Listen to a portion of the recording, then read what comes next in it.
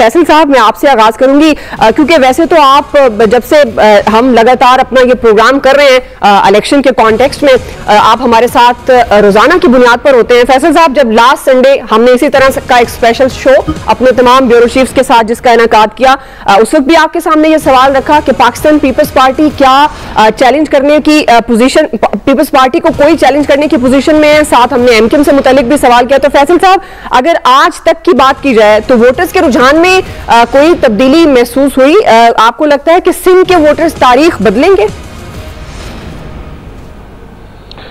देखिए, सिंध जो है ना वो दो हिस्सों में तकसीम है। एक इसको हम अंदरूनी सिंध कहते हैं और एक जो है वो कराची या सिंध का शहरी इलाके कहते हैं, इसमें कराची और हैदराबाद भी आता है।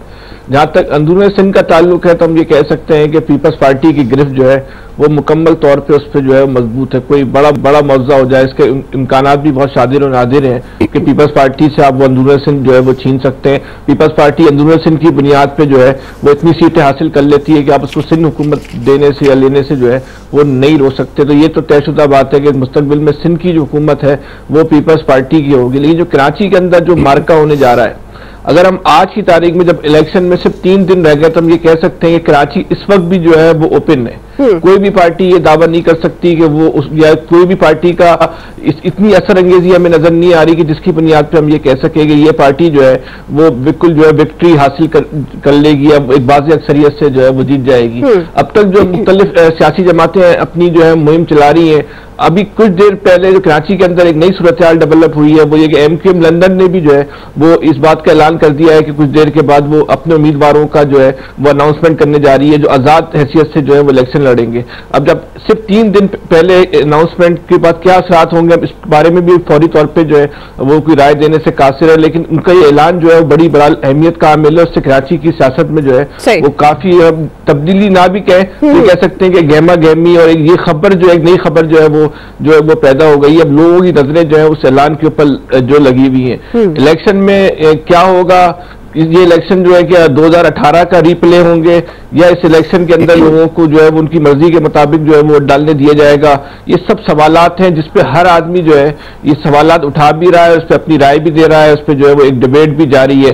इसका जवाब तो सिर्फ 8 फरवरी की को जो है वो पोलिंग खत्म होने के बाद ही सामने आ सकेगा कि इस दफा जो इलेक्शन है उसमें लोगों की मर्जी के मुताबिक रिजल्ट निकला है या फिर 2018 का रिप्ले हो। सही है, चले मैं जमशेद साहब आपकी तरफ आऊंगी। लास्ट टाइम जब हम बात कर रहे थे, क्योंकि खैबर पख्तूनख्वा के हवाले से जब बात होती है तो यही बात होती है, पाकिस्तान तहरीक इंसाफ का बड़ा वोट बैंक है। लेकिन लास्ट टाइम आपने जब ये बात की, आजाद जाहिर है उनके उम्मीदवार हैं तो वो लोगों के लिए बड़ी कंफ्यूजन का बाइस भी है। अभी आपके सामने हालात बानी पीटीआई, क्योंकि बात ये भी हो रही है कि हमदर्दी का वोट भी बहुत ज्यादा है, तो खैबर पख्तूनख्वा की पर्टिकुलर क्या सूरत हाल, वोटर्स का क्या रुझान नजर आ रहा है बानी पीटीआई की सजा के बाद? और आपको लगता है कि JUI, ANP, Jamaat Islami, PTI जाहिर है बतौर जमात जिस तरह से एक इंतखाबी निशान होता है प्रॉपर, उस सूरत में इंतखाब नहीं लड़ रही, तो क्या इनका फायदा होगा दूसरी जमातों को? हाँ जी, बिल्कुल इंतखाबी वो निशान न होने का पीटीआई के पास वो दीगर जमातों को फ़ायदा होगा। और जो आज़ाद उम्मीदवार बड़ी तादाद में खड़े हैं, मैंने पहले भी आपको बताया यूनियन कौंसिल की तरह इलेक्शन ये हो रहे हैं सूबाई असम्बली के, वो भी लामोहला पीटीआई के वोट को मुतासर करेंगे, इसलिए कि पीटीआई के पास वोट बैंक बड़ा है। पता ये हकीकत है कि खैबर पख्तूनख्वा में बड़ा वोट बैंक जो है वो पीटीआई के पास है। अगरचे 9 मई के बाद मुसलसल ऐसे वाक़यात हो रहे हैं, आज का वाक़या देखे करक में जो हुआ है, तो पीटीआई जो अपना तशख़्ख़ुस बढ़ा रही है एज एंग्री यंग मैन के, ये शायद उनको बड़ा नुकसान देगा।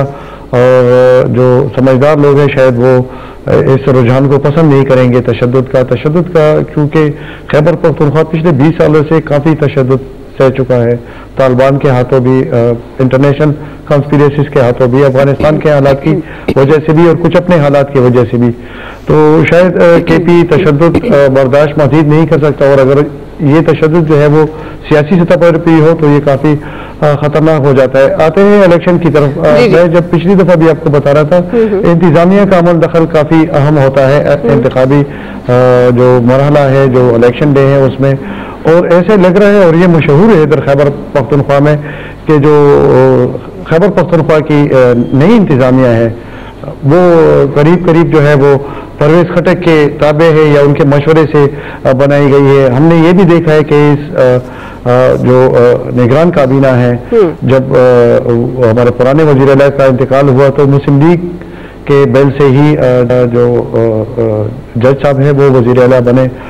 हम ये भी देखते हैं कि कुछ जगहों पे एमपी जिधर अपने लोग लगाना चाहती थी वहाँ भी इनको कंपनसेट किया गया है। जेयूआई का उतना बड़ा शेयर नहीं है, हालांकि उनका गवर्नर है, लेकिन गवर्नर के पास इतने बड़े ज़्यादा इख्तियारात नहीं है। जो तीन बड़ी एडमिनिस्ट्रेशन के करीब आ रही हैं, मैं एडमिनिस्ट्रेशन का मतलब है सूबाई एडमिनिस्ट्रेशन या जिली एडमिनिस्ट्रेशन, उसमें ज़्यादा अमल दखल जो है वो परवेज खटक का है, उसके बाद एमपी है और मुस्लिम लीग है। उनका काफ़ी ये है और ये उनको काफ़ी फ़र्क भी डालेगा इलेक्शन के दिन। जाहिर है जैसे अभी फौजी जो है वो पुलिस स्टेशन पे नहीं खड़े होंगे, बल्कि वो एक थर्ड टियर के तौर पर इस्तेमाल होंगे। जो पहला मरहला होगा वो पुलिस ही इसको टैकल करेगी। जाहिर है पुलिस जो है वो सूबाई हुकूमत के मातहत है, एडमिनिस्ट्रेशन के मातहत है, तो ये बड़ा अमल दखल होगा इंतखाबात में।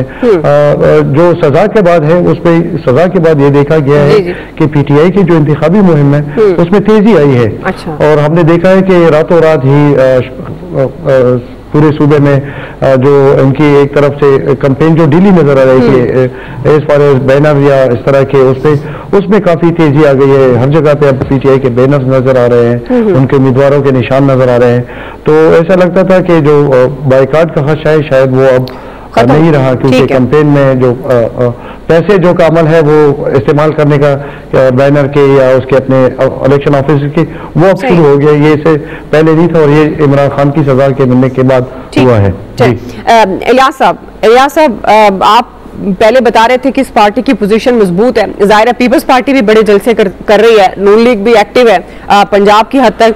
आपको लगता है, क्योंकि ये तासुर भी आ रहा है जी नून लीग हुकूमत बनाने जा रही है, नवाज शरीफ साहब जो हैं वो प्राइम मिनिस्टर होंगे चौथी बार, आपको लगता है कि पंजाब में आज तक की अगर हम बात करें तमाम एक्टिविटीज सियासी जमातों की मद्देनजर रखते हुए जो नून लीग का एक मोमेंटम बनता हुआ नजर नहीं आ रहा था, आप आज किस तरह से देखते हैं? आपको लगता है वाकई नून लीग ने कोई मोमेंटम बनाने में कामयाब हुई है, और या कोई सरप्राइज नून लीग को मिलेगा या नून लीग देगी सरप्राइज पंजाब में? नहीं, इस वक्त जो सूरत हाल है वो बिल्कुल क्लियर ही दिखाई दे रही है, क्योंकि नून लीग को ना एक हल्के में उनको टफ टाइम मिल रहा है, एक और 128 में और 127 में उनको थोड़ा टफ टाइम मिल रहा है। बाकी तो वो बिल्कुल अपने आप को क्लियर समझे हुए, और 127 में तो आज ये भी हो गया कि वोट खरीदने का मसला पैदा हो गया, और इलेक्शन कमीशन ने इसका वो भी दिया, नोटिस लिया वो, क्योंकि ये सारे एक दूसरे पर इल्जाम लगा रहे हैं कि वोट खरीदे, क्योंकि बिलावल भुट्टो इधर इलेक्शन लड़ रहे हैं, वो एक दूसरे पर इल्जाम लगा रहे हैं, और इलेक्शन कमीशन ने इस पर नोटिस लेते हुए पंजाब गवर्नमेंट से रिपोर्ट तलब किया, जबकि इनको भी बुलाया जाएगा और ताकि अपने सबूत लेके आए और पता चले कि ये इलेक्शन में क्या बराबरी हो रही कर रहे हैं, क्या करें। क्योंकि इधर जिम्नी इलेक्शन जब हुआ था लास्ट टाइम, तो तब भी इधर ये बड़ा मशहूर हुआ था कि जी इधर पैसे से मान रहे थे, लेकिन अब जो सूरत हाल है वो बड़ी, यानी कि पीटीआई की पीएमएलएन की रैलियां निकल रही है, उनको की नहीं मालूम, जबकि उनके मुकाबले में जो रैलियां है उनको टाइम मिल सकता है, वो बंद कर दी जाती है उनकी रैलियां वगैरह।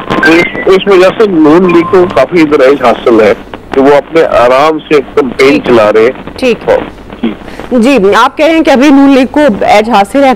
जाहिर है सूरत हाल तो 8 के बाद ही वाजे होगी कि कौन कितने वोटर्स ले सका और कौन हुकूमत बनाने की पोजीशन में है।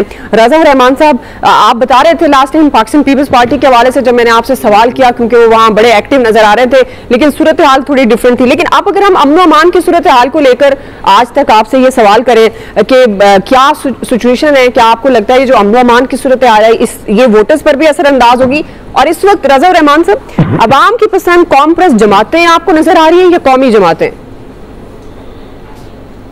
जी देखें, ये बिल्कुल दुरुस्त है कि जो अमन अमान की सूरत हाल है गुज़िश्ता एक हफ्ते से काफ़ी ख़राब दिखाई दे रही है, और दस्ती बम हमले हैं, फायरिंग के वाक़यात हैं, और इस हवाले से इंतखाबी दफातर को भी निशाना बनाया गया है, और जिसकी वजह से सूबे में दफ़ा 144 आयद कर दी गई है, और जो अवामी इज्तिमात है उसमें उम्मीदवारों को और लोगों को इकट्ठा करके या उनको मोहतात रहने की तलकीन की गई है। अगर हम वो देखें तो इस दौरान अगर आप थोड़ा सा इस चीज का जायजा लें कि पीपल्स पार्टी ने फिर भी फोकस किया हुआ है।